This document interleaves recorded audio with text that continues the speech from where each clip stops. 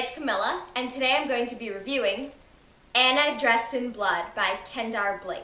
Yes, I'm wearing the same thing as in my last video, and that is because I filmed that 2 minutes ago. I'm just doing 3 book reviews in one go. So, Anna Dressed in Blood is a book about a ghost hunter called Cass, and he hears about this ghost called Anna Dressed in Blood. So he goes to kill her, because that's his job. Why wouldn't he? Thing is, she kills anyone who steps into her house.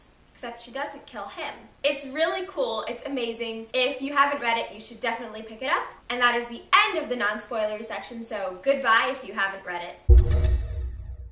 So I really liked this book. I really liked this book. I gave it a 4.5 out of 5 stars. And let me tell you why. First off, the main characters were amazing. Cass was so interesting. Thomas was great because he started off thinking he's going to be that awkward tag-along, but he really grows up as a character. He doesn't change, but you see more to him, and that was great. Carmel, I didn't like her name, but I thought she was great. She was so friendly and nice, and she was the voice of reason, and she stuck around even after all the weird ghost stuff, which was amazing. And Anna. I loved Anna. Her backstory was amazing. I loved, oh my god, that scene where we saw how she died. It was horrible, but it was so perfect. I loved both sides of Anna. The girl trapped inside the house and the murderous ghost with like the flyaway hair and the black veins. So Anna was an amazing character. I also loved Anna and Cass's relationship, because they had so many reasons to understand each other, the way they both felt lonely and out of place because of who they were or what they were. And it just made so much sense for them to connect, for him to keep going back to her, even when he saw the monster inside her, which was amazing. I shipped them really hard.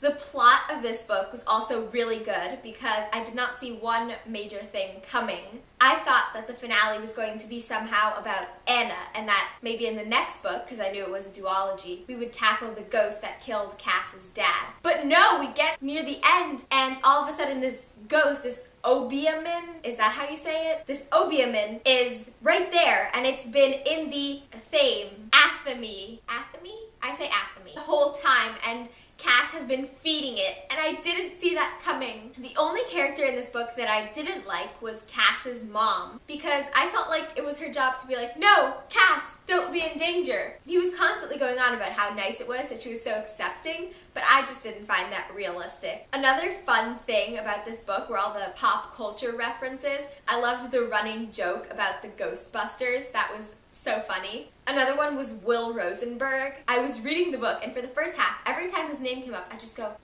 Will Rosenberg. Why does this name bother me so much?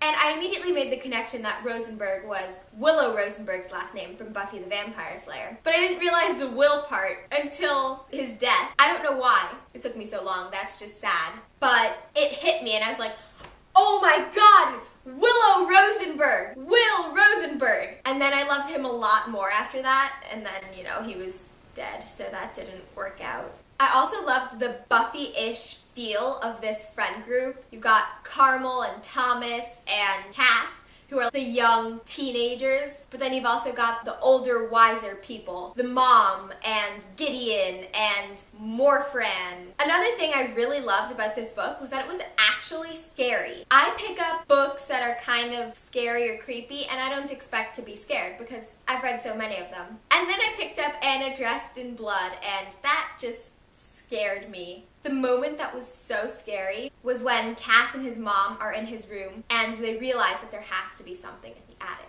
which I totally saw coming. Tybalt jumped on his leg, and immediately I was like, oh god, there's something in the attic and they're not going to realize it and it's going to kill them. And I was almost right, it didn't kill them. But there was something in the attic. They kept talking about the mice or the raccoon in the attic, and I was like, oh no, see it coming, please?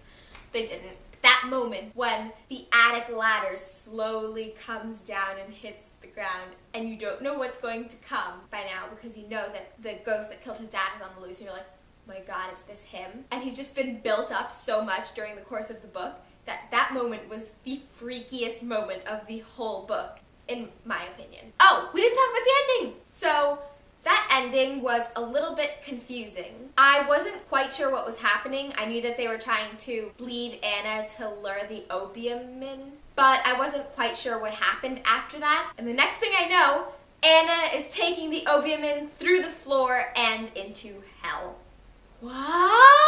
I didn't see that coming. They needed another book to keep building their romance. And she's in hell. How are they going to do that? That was a great ending. It was poetic after everything that Anna did. But now they have to get her back. They can't leave her in hell. She should deserve it, but I really like Anna, so she doesn't deserve it. I don't know how that happened. We see all the people she's killed, but you forget about it somehow. So, overall, this book was a definite 4.5 out of 5 stars. Lost a few points for something in the attic plot twist that I saw coming, and Carmel, really? And of course for Cass's mom. But overall, I loved this book. I would definitely recommend it. If you've read it, tell me what you think. What was your favorite part? Who was your favorite character? And what did you think of Anna Dressed in Blood? I will see you next time.